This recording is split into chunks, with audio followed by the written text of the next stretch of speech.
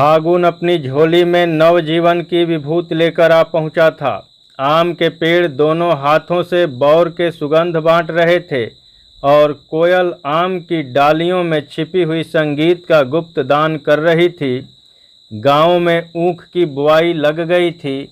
अभी धूप नहीं निकली पर होरी खेत में पहुंच गया है। धनिया, सोना, रूपा तीनों तलैया से ऊख के भीगे हुए गट्ठे निकाल निकाल कर खेत में ला रही हैं और होरी गणासे से ऊख के टुकड़े कर रहा है। अब वह दाता दिन की मजूरी करने लगा है। किसान नहीं, मजूर है। दाता दिन से अब उसका पुरोहित जजमान का नाता नहीं, मालिक मजदूर का नाता है। दाता दिन ने आकर डांटा, हाथ और फुर्ती से चलाओ होरी, इस तरह तो तुम दिन भर में न काट सकोगे। होरी ने आहत अभिमान के साथ कहा, चला ही तो रहा हूँ महाराज, बैठा तो नहीं हूँ। दाता दिन मजूरों से रगड़ कर काम लेते थे, इसलिए उनके यहाँ कोई मजूर टिकता न था। होरी उनका स्वभाव जानता था पर जाता कहाँ। पंडित उनके सामने खड़े होकर बोले, चलाने चलाने में भेद है। एक चलाना वह है कि घड़ी भर में काम तमाम, दूसरा चलाना वह है कि दिन भर में भी एक बोझ ऊख न कटे। होरी ने विष का घूंट पीकर और तेज से हाथ चलाना शुरू किया। इधर महीनों से उसे पेट भर भोजन न मिलता था। प्रायः 1 जून तो चबैने पर ही कटता था। दूसरे जून भी कभी आधा पेट भोजन मिला, कभी कड़ाका हो गया। कितना चाहता था कि हाथ और जल्दी उठे, मगर हाथ जवाब दे रहा था। इस पर दाता दिन सिर पर सवार थे। क्षण भर दम ले लेने पाता तो ताज़ा हो जाता, लेकिन दम कैसे ले, घुड़कियाँ पड़ने का भय था। धनिया और दोनों लड़कियां ऊख के गट्ठे लिए गीली साड़ियों से लथपथ कीचड़ से सनी हुई आईं और गट्ठे पटक कर दम मारने लगीं कि दाता दिन ने डांट बताई, यहाँ तमाशा क्या देखती है धनिया, जा अपना काम कर, पैसे सेंत में नहीं आते। पहर भर में तू एक खेप लाई है, इस हिसाब से तो दिन भर में भी ऊख न ढुल पाएगी। धनिया ने त्योरी बदल कर कहा, क्या जरा दम भी न लेने दोगे महाराज, हम भी तो आदमी हैं, तुम्हारी मजूरी करने से बैल नहीं हो गए। जरा मूड़ पर एक गट्ठा लाद कर लाओ तो हाल मालूम हो। दाता दिन बिगड़ उठे, पैसे देते हैं काम करने के लिए, दम मारने के लिए नहीं। दम मार लेना है तो घर जाकर दम लो। धनिया कुछ कहने ही जा रही थी कि होरी ने फटकार बताई, तू जाती क्यों नहीं धनिया, क्यों हुज्जत कर रही है। धनिया ने बीड़ा उठाते हुए कहा, जा तो रही हूँ, लेकिन चलते हुए बैल को औंगी न देना चाहिए। दाता दिन ने लाल आंखें निकाल लीं, जान पड़ता है अभी मिजाज ठंडा नहीं हुआ, जब भी दाने दाने को मोहताज हो। धनिया भला क्यों चुप रहने लगी थी, तुम्हारे द्वार पर भीख मांगने नहीं जाती। दाता दिन ने पैने स्वर में कहा, अगर यही हाल है तो भीख भी मांगोगी। धनिया के पास जवाब तैयार था, पर सोना उसे खींचकर तलैया की ओर ले गई।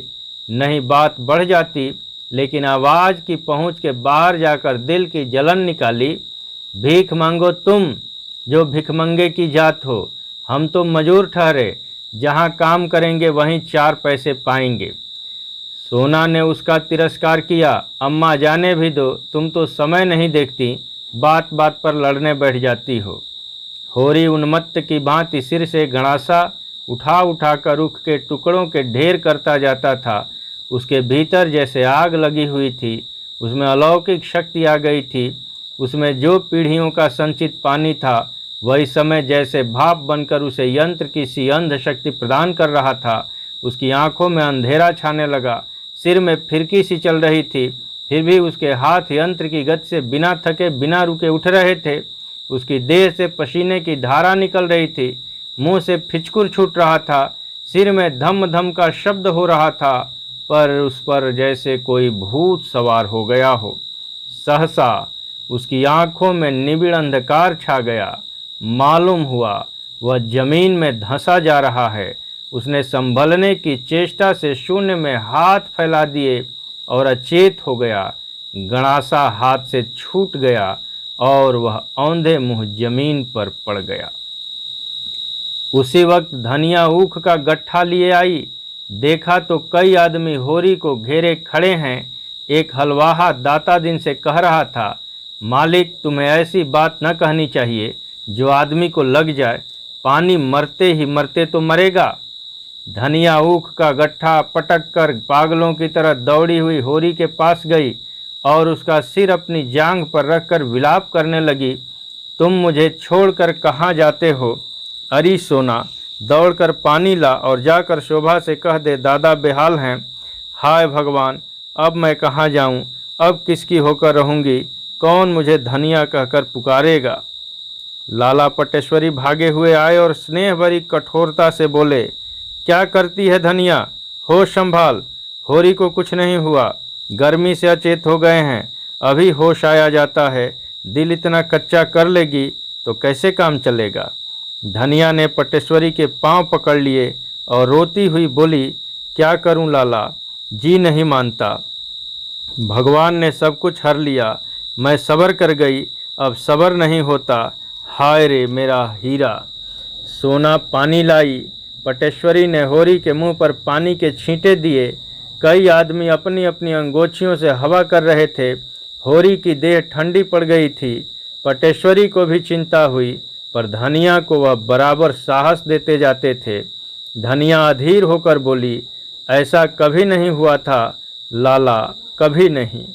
पटेश्वरी ने पूछा, रात कुछ खाया था?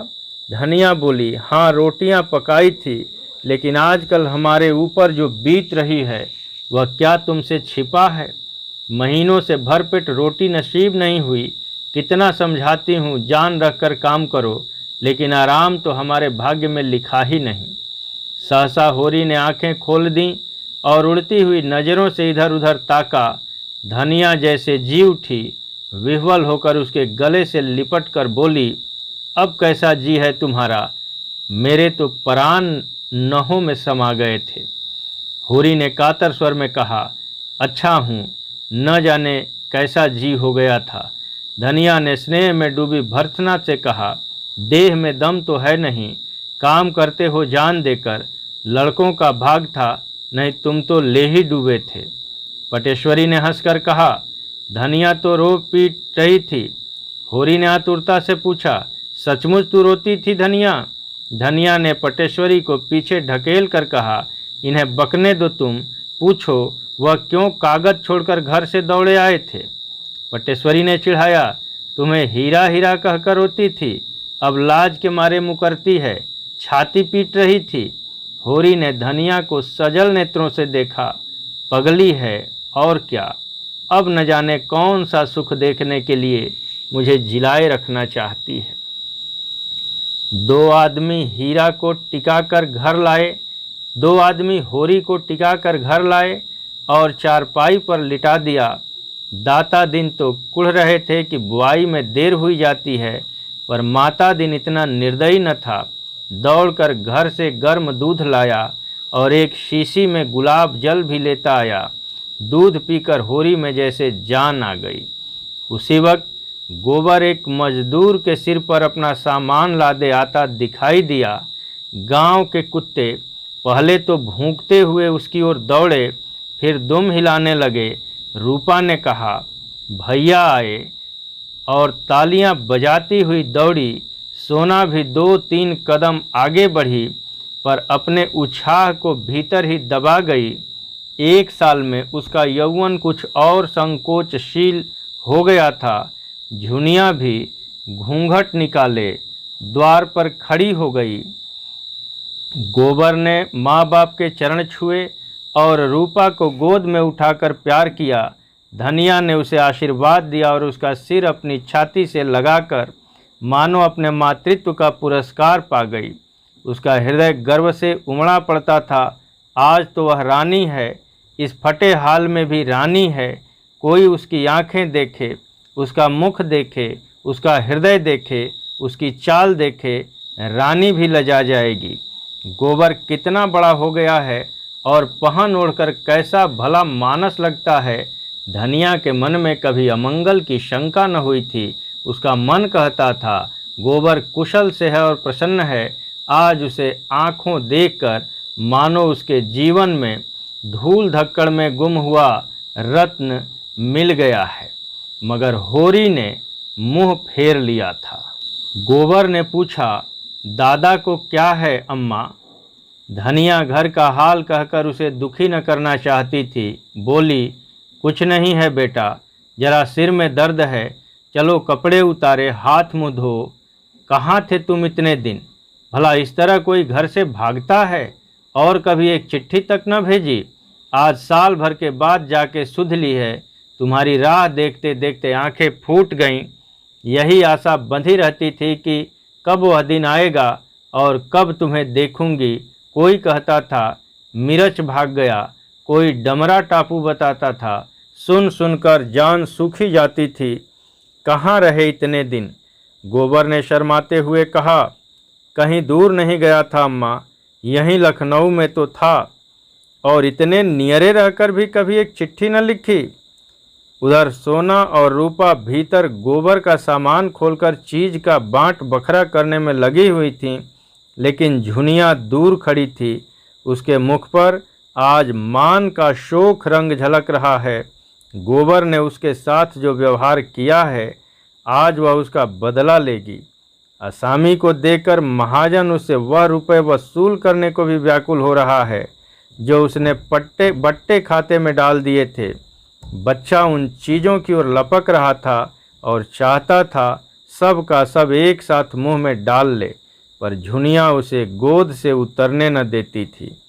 सोना बोली, भैया तुम्हारे लिए आईना कंघी लाए हैं भाभी। झुनिया ने उपेक्षा भाव से कहा, मुझे आईना कंघी न चाहिए, अपने पास रखे रहें। रूपा ने बच्चे की चमकीली टोपी निकाली। ओहो, यह तो चुन्नू की टोपी है, और उसे बच्चे के सिर पर रख दिया। झुनिया ने टोपी उतार कर फेंक दी और सहसा गोबर को अंदर आते देखकर वह बालक को लिए अपनी कोठरी में चली गई। गोबर ने देखा सारा सामान खुला पड़ा है। उसका जी तो चाहता है भले झुनिया से मिलकर अपना अपराध क्षमा कराए, लेकिन अंदर जाने का साहस नहीं होता। वहीं बैठ गया और चीज़ें निकाल निकाल कर हर एक को देने लगा। मगर रूपा इसलिए फूल गई कि उसके लिए चप्पल क्यों नहीं आए, और सोना उसे चिढ़ाने लगी, तू क्या करेगी चप्पल लेकर? अपनी गुड़िया से खेल। हम तो तेरी गुड़िया देकर नहीं रोते, तू मेरी चप्पल देकर क्यों रोती है? मिठाई बांटने की जिम्मेदारी धनिया ने अपने ऊपर ली। इतने दिनों के बाद लड़का कुशल से घर आया है, वह गांव भर में बैना बंटवाएगी।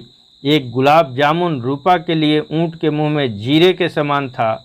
वह चाहती थी हाँड़ी उसके सामने रख दी जाए, वह कूद कूद कर खाए।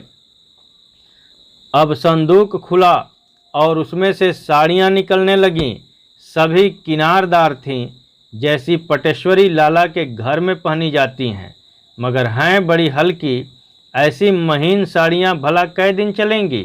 बड़े आदमी जितनी महीन साड़ियाँ चाहें पहने, उनकी मेहरियों को बैठने और सोने के सिवा और कौन काम है?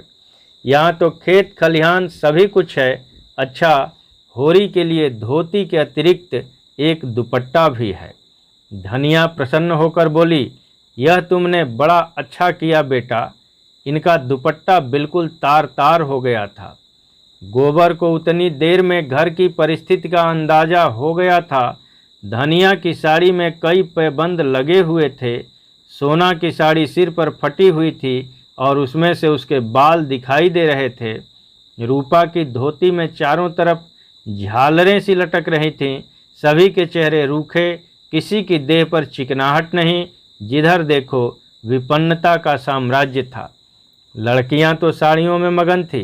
धनिया को लड़के के लिए भोजन की चिंता हुई। घर में थोड़ा सा जौ का आटा सांझ के लिए सच कर रखा हुआ था। इस वक्त तो चबैने पर कटती थी, मगर गोबर, अब वह गोबर थोड़े ही है, उसे जौ का आटा खाया भी जाएगा। परदेश में न जाने क्या क्या खाता पीता रहा होगा। जाकर दुलारी की दुकान से गेहूं का आटा, चावल, घी उधार लाई। इधर महीने से सहुआइन 1 पैसे की चीज़ भी उधार न देती थी, पर आज उसने एक बार भी न पूछा कैसे कब दोगी। उसने पूछा, गोबर तो खूब कमा के आया है ना? धनिया बोली, अभी तो कुछ नहीं खुला दीदी, अभी मैंने भी कुछ कहना उचित न समझा। हाँ, सबके लिए किनारदार साड़ियाँ लाया है, तुम्हारे आशीर्वाद से कुशल से लौट आया, मेरे लिए तो यही बहुत है। दुलारी ने आशीष दिया, भगवान करे जहाँ रहे कुशल से रहे, माँ बाप को और क्या चाहिए। लड़का समझदार है और छोकरों की तरह उड़ाऊ नहीं है। हमारे रुपए अभी न मिले तो ब्याज तो दे दो, दिन दिन बोझ बढ़ ही तो रहा है। इधर सोना चुन्नू को उसका फ्राक और टोप और जूता पहनाकर राजा बना रही थी। बालक इन चीज़ों को पहनने से ज़्यादा हाथ में लेकर खेलना पसंद करता था। अंदर गोबर और झुनिया में मान मनोवल का अभिनय हो रहा था। झुनिया ने तिरस्कार भरी आंखों से देखकर कहा, मुझे लाकर यहाँ बैठा दिया, आप परदेश की राह ली, फिर न खोज न खबर कि मरती है या जीती है। साल भर के बाद अब आकर तुम्हारी नींद टूटी है, कितने बड़े कपटी हो तुम। मैं तो सोचती हूँ कि तुम मेरे पीछे पीछे आ रहे हो और आप उड़े तो साल भर के बाद लौटे। मर्दों का विश्वासी क्या, कहीं कोई और ताक ली होगी, सोचा होगा एक घर के लिए है ही, एक बाहर के लिए भी हो जाए। गोबर ने सफाई दी, झुनिया मैं भगवान को साक्षी देकर कहता हूँ, जो मैंने कभी किसी की ओर ताका भी हो, लाज और डर के मारे घर से भागा जरूर, मगर तेरी याद उन क्षण के लिए भी मन से न उतरती थी। अब तो मैंने तय कर लिया है कि तुझे भी लेता जाऊंगा, इसीलिए आया हूँ। तेरे घर वाले तो बहुत बिगड़े होंगे। दादा तो मेरी जान लेने पर ही उतारू थे, सच। तीनों जने यहाँ चढ़ाए थे। अम्मा ने ऐसा डांटा कि मुंह लेकर रह गए। हाँ, हमारे दोनों बैल खोल ले गए। इतनी बड़ी ज़बरदस्ती, और दादा कुछ बोले नहीं। दादा अकेले किस किस से लड़ते, गांव वाले तो नहीं ले जाने देते थे, लेकिन दादा की भलमनसी में आ गए तो और लोग क्या करते। तो आजकल खेती बाड़ी कैसे हो रही? खेती बाड़ी सब लुट गई, टूट गई, थोड़ी सी पंडित महाराज के साझे में है, ऊख बोई ही नहीं गई। गोबर की कमर में इस समय 200 रुपये थे, उसकी गर्मी यूँ भी कम न थी। यह हाल सुनकर तो उसके बदन में आग ही लग गई। बोला, तो फिर पहले मैं उन्हीं से जाकर समझता हूँ, उनकी यह मजाल कि मेरे द्वार पर से बैल खोल ले जाएं। यह डाका है, खुला हुआ डाका। 3-3 साल को चले जाएंगे तीनों, यूँ न देंगे तो अदालत से ले लूँगा, सारा घमंड तोड़ दूँगा। वह उसी आवेश में चला था कि झुनिया ने पकड़ लिया और बोली, तो चले जाना, अभी ऐसी क्या जल्दी है, कुछ आराम कर लो, कुछ खा पी लो, सारा दिन तो पड़ा है। यहाँ बड़ी बड़ी पंचायत हुई, पंचायत ने 80 रुपये डांड लगाए, 30 मन अनाज ऊपर, उसी में तो और तबाही आ गई। सोना बालक को कपड़े जूते पहना कर लाई, कपड़े पहनकर वह जैसे सचमुच राजा हो गया था। गोबर ने उसे गोद में ले लिया, पर इस समय बालक के प्यार में उसे आनंद न आया। उसका रक्त खौल रहा था और कमर के रुपए आँच और तेज कर रहे थे। वह एक एक से समझेगा, पंचों को उस पर डांड लगाने का अधिकार क्या है? कौन होता है कोई उसके बीच में बोलने वाला? उसने एक औरत रख ली तो पंचों के बाप का क्या बिगाड़ा? अगर इसी बात पर वह फौजदारी में दावा कर दे तो लोगों के हाथों में हथकड़ियाँ पड़ जाएं। सारी गृहस्थी तहस नहस हो गई। क्या समझ लिया है उसे इन लोगों ने? बच्चा उसकी गोद में जरा सा मुस्कुराया, फिर जोर से चीख उठा जैसे कोई डरावनी चीज़ देख ली हो। झुनिया ने बच्चे को उसकी गोद से ले लिया, फिर बोली, अब जाकर नहा धो लो। किस सोच में पड़ गए? यहाँ सबसे लड़ने लगो तो एक दिन निवाह न हो। जिसके पैसे पास में हैं वही बड़ा आदमी है, वही भला आदमी है। पैसे न हो तो उस पर सभी रोब जमाते हैं। मेरा गधापन था कि घर से भागा, नहीं देखता कैसे कोई एक धेला डांड लेता है। शहर की हवा खाए हो तभी ये बातें सूझने लगी हैं, नहीं घर से भागते क्यों? यही जी चाहता है कि लाठी उठाऊं और पटेश्वरी दाता दिन झिंगुरी सब सालों को पीट कर गिरा दूं और उनके पेट से रुपए निकाल लूं। रुपए की बहुत गर्मी चढ़ी है शायद, लाओ निकालो, देखूं इतने दिन में क्या कमा लाए हो। उसने गोबर की कमर में हाथ लगाया। गोबर खड़ा होकर बोला, अभी क्या कमाया? हाँ, अब तुम चलोगी तो कमाऊंगा। साल भर तो शहर का रंग ढंग पहचानने ही में लग गया। अम्मा जाने देंगी तब तो। अम्मा क्यों न जाने देंगी? उनसे मतलब? वाह, मैं उनकी राजी बिना न जाऊंगी। तुम तो छोड़कर चलते बने, और मेरा कौन था यहाँ? वह अगर घर में न घुसने देती तो मैं कहाँ जाती? जब तक जीऊँगी उनका जस गाऊंगी, और तुम भी क्या परदेश ही करते रहोगे? और यहाँ बैठकर क्या करूँगा? कमाओ और मरो, इसके सिवा यहाँ और क्या रखा है? थोड़ी सी अकल हो और आदमी काम करने से न डरे तो वहाँ भूखों नहीं मर सकता। यहाँ तो अकल कुछ काम ही नहीं करती। दादा क्यों मुझसे मुंह फुलाए हैं? अपने भाग बखानों कि मुंह फुलाकर छोड़ देते हैं। तुमने उपद्रव तो इतना बड़ा किया था कि उस क्रोध में पा जाते तो मुंह लाल कर लेते। तो तुम्हें भी खूब गालियां देते होंगे? कभी नहीं, भूलकर भी नहीं। अम्मा तो पहले बिगड़ी थी, लेकिन दादा ने तो कभी कुछ नहीं कहा। जब बुलाते हैं बड़े प्यार से, मेरा सिर भी दुखता है तो बेचैन हो जाते हैं। अपने बाप को देखते तो मैं इन्हें देवता समझती हूँ। अम्मा को समझाया करते हैं, बहू को कुछ न कहना, तुम्हारे ऊपर सैकड़ों बार बिगड़ चुके हैं। किसी घर में बैठाकर आप न जाने कहाँ निकल गया। आजकल पैसे पैसे की तंगी है, ऊख के रुपए बाहर ही बाहर उड़ गए।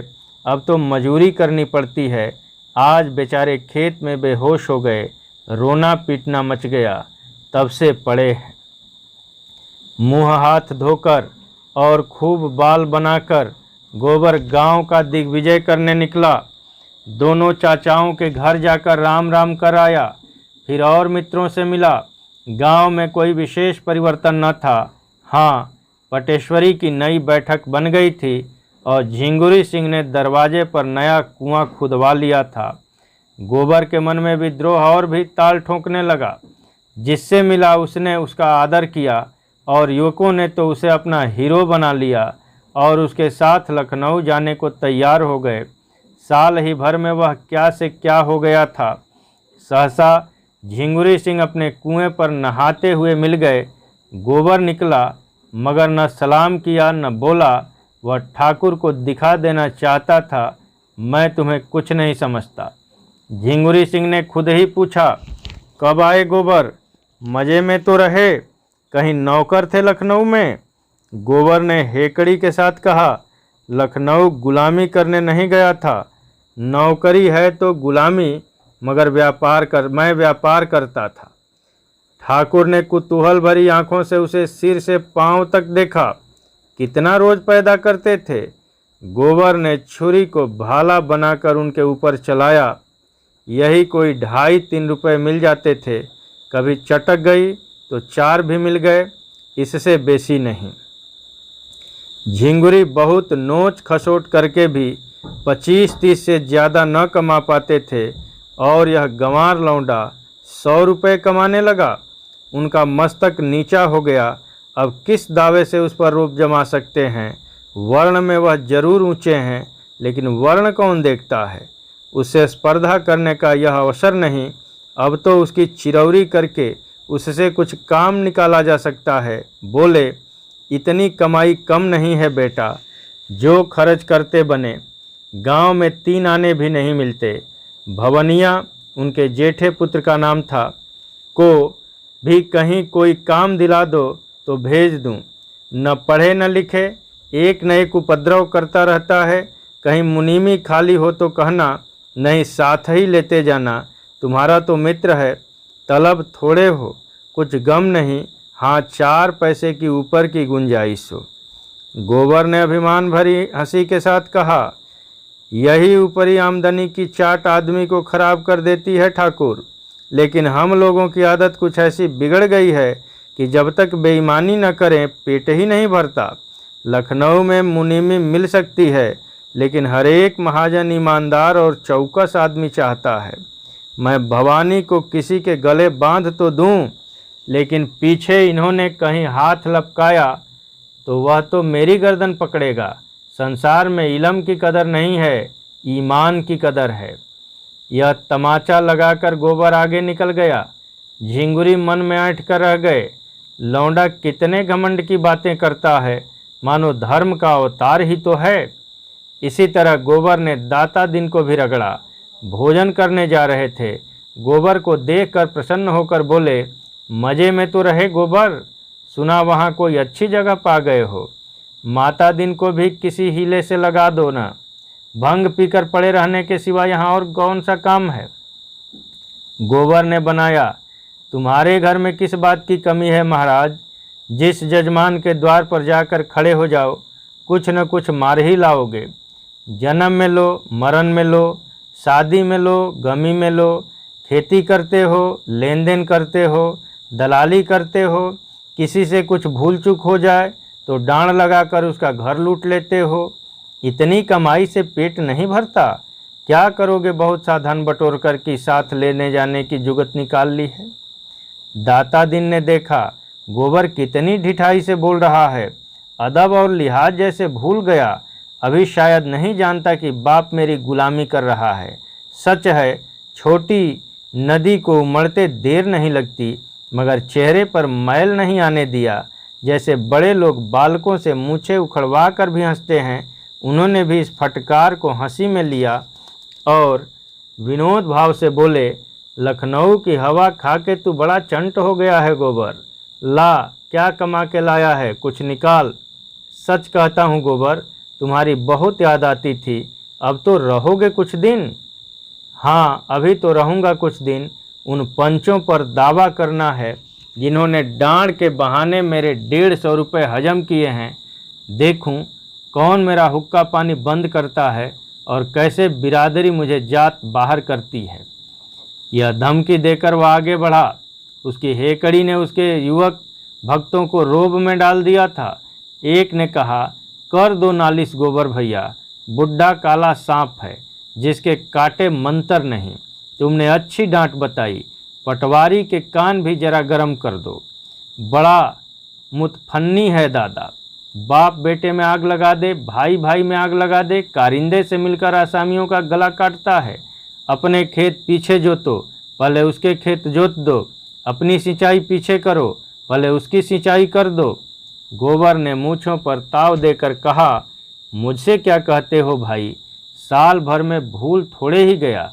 यहाँ मुझे रहना ही नहीं है, नहीं एक एक को नचा कर छोड़ता। अब की होली धूमधाम से मनाओ और होली का स्वांग बनाकर इन सबों को खूब भिंगो भिंगो कर लगाओ। होली का प्रोग्राम बनने लगा। खूब भंग घुटे, दूधिया भी, नमकीन भी और रंगों के साथ कालिख भी बने और मुखियों के मुंह पर कालिख ही पोती जाए। होली में कोई बोल ही क्या सकता है। फिर स्वांग निकले और पंचों की भद्द उड़ाई जाए। रुपए पैसे की कोई चिंता नहीं, गोबर भाई कमा कर आए हैं। भोजन करके गोबर भोला से मिलने चला। जब तक अपनी जोड़ी लाकर अपने द्वार पर बांध न दे, उसे चैन नहीं। वह लड़ने मरने को तैयार था। होरी ने कातर स्वर में कहा, रार मत बढ़ाओ बेटा, भोला गोई ले गए, भगवान उनका भला करे, लेकिन उनके रुपए तो आते ही थे। गोबर ने उत्तेजित होकर कहा, दादा तुम बीच में न बोलो। उनकी गाय 50 की थी, हमारी गोई 150 में आई थी। 3 साल हमने जोते, फिर भी 100 की थी ही। वह अपने रुपए के लिए दावा करते, डिग्री कराते या जो चाहते करते, हमारे द्वार से जोड़ी क्यों खोल ले गए। और तुम्हें क्या कहूँ, उधर गोई खो बैठे, उधर 150 रुपये डांड में भरे। यह है गौ होने का फल। मेरे सामने जोड़ी खोल ले जाते तो देखता, तीनों को यहाँ जमीन पर सुला देता और पंचों से तो बात तक न करता। देखता कौन मुझे बिरादरी से अलग करता है, लेकिन तुम बैठे ताकते रहे। होरी ने अपराधी की भांति सिर झुका लिया, लेकिन धनिया यह नीति कैसे देख सकती थी। बोली, बेटा तुम भी अंधेर करते हो। हुक्का पानी बंद हो जाता तो गांव में निर्वाह होता। जवान लड़की बैठी है, उसका भी कहीं ठिकाना लगाना है कि नहीं। मरने जीने में आदमी बिरादरी। गोबर ने बात काटी, हुक्का पानी सब तो था, बिरादरी में आदर भी था, फिर मेरा ब्याह क्यों नहीं हुआ? बोलो। इसलिए कि घर में रोटी न थी, रुपए हों तो न हुक्का पानी का काम है न जात बिरादरी का। दुनिया पैसे की है, हुक्का पानी कोई नहीं पूछता। धनिया तो बच्चे का रोना सुनकर भीतर चली गई और गोबर भी घर से निकला। होरी बैठा सोच रहा था, लड़के की अकल जैसे खुल गई है, कैसी बेलाग बात करता है। उसकी वक्र बुद्धि ने होरी के धर्म और नीति को परास्त कर दिया था। सहसा होरी ने उससे पूछा, मैं भी चला चलूं? मैं लड़ाई करने नहीं जा रहा हूं दादा, डरो मत, मेरी ओर तो कानून है, मैं क्यों लड़ाई करने जाता। मैं भी चलूं तो कोई हरज है? हाँ, बड़ा हरज है, तुम बनी बात बिगाड़ दोगे। होरी चुप हो गया और गोबर चल दिया। 5 मिनट भी न हुए होंगे कि धनिया बच्चे को लिए बाहर निकली और बोली, क्या गोबर चला गया अकेले? मैं कहती हूँ तुम्हें भगवान कभी बुद्धि देंगे या नहीं। भोला क्या सहज में गोई देगा? तीनों उस पर टूट पड़ेंगे बाज की तरह। भगवान ही कुशल करें। अब किससे कहूँ, दौड़कर गोबर को पकड़ ले, तुमसे तो मैं हार गई। होरी ने कोने से डंडा उठाया और गोबर के पीछे दौड़ा। गांव के बाहर आकर उसने निगाह दौड़ाई। एक क्षीण सी रेखा क्षितिज से मिली हुई दिखाई दी। इतनी ही देर में गोबर इतनी दूर कैसे निकल गया? होरी की आत्मा उसे धिक्कारने लगी। उसने क्यों गोबर को रोका नहीं? अगर वह डांट कर कह देता, भोला के घर मत जाओ, तो गोबर कभी न जाता, और अब उससे दौड़ा भी तो नहीं जाता। वह हार कर वहीं बैठ गया और बोला, उसकी रक्षा करो महावीर स्वामी।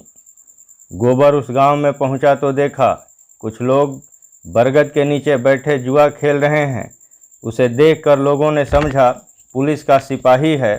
कौड़ियाँ समेट कर भागे कि सहसा जंगी ने उसे पहचान कर कहा, यह तो गोवर्धन है।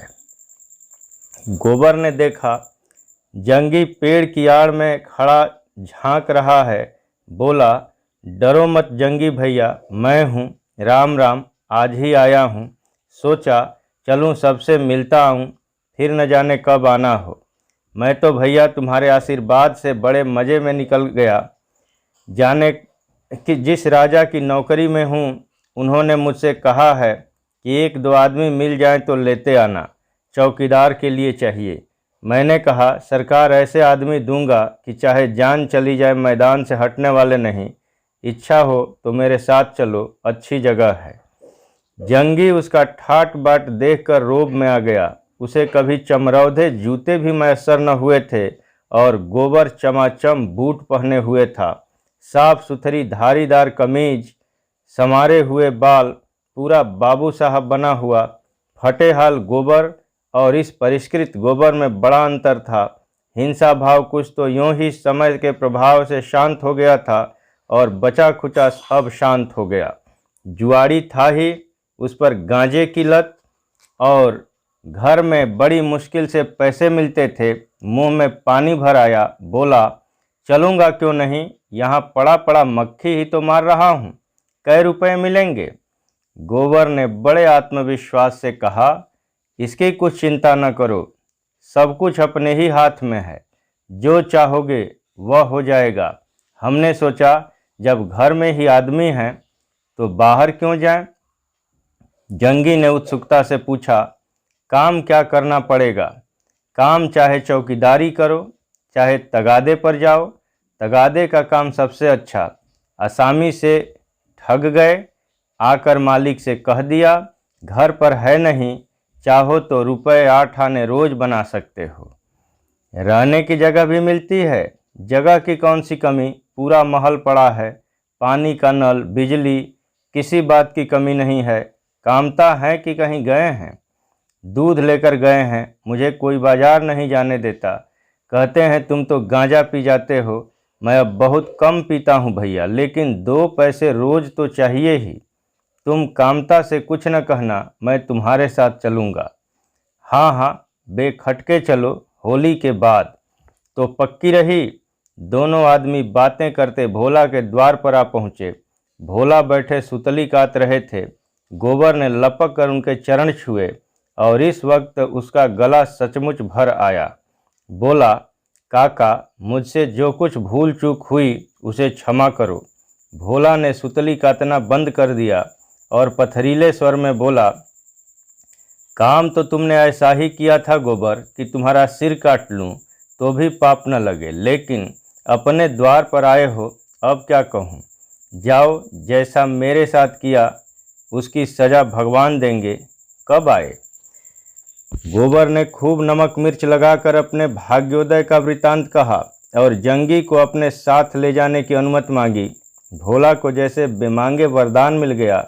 जंगी पर घर पर एक न एक उपद्रव करता रहता था। बाहर चला जाएगा तो 4 पैसे पैदा हो तो करेगा, न किसी को कुछ दे, अपना बोझ तो उठा लेगा। गोबर ने कहा, नहीं काका, भगवान ने चाहा और इनसे रहते बना तो 1-2 साल में आदमी हो जाएंगे। हाँ, जब इनसे रहते बने। सिर पर आ पड़ती है तो आदमी आप संभल जाता है। तो कब तक जाने का विचार है? होली करके चला जाऊंगा। यहाँ खेती बाड़ी का सिलसिला फिर जमा दूं तो निश्चिंत हो जाऊं। होरी से कहो अब बैठ के राम राम करें। कहता तो हूँ, लेकिन जब उनसे बैठा जाए, वहाँ किसी वैद्य से तो तुम्हारी जान पहचान होगी। खांसी बहुत दिख कर रही है, हो सके तो कोई दवाई भेज देना। एक नामी वैद्य तो मेरे पड़ोस ही में रहते हैं, उनसे हाल कह के दवा बनवा कर भेज दूंगा। खांसी रात को जोर करती है कि दिन को? नहीं बेटा, रात को। आँख नहीं लगती, नहीं वहाँ कोई डौल हो तो मैं भी वहीं चल कर रहूँ। यहाँ तो कुछ पड़ता नहीं पड़ता।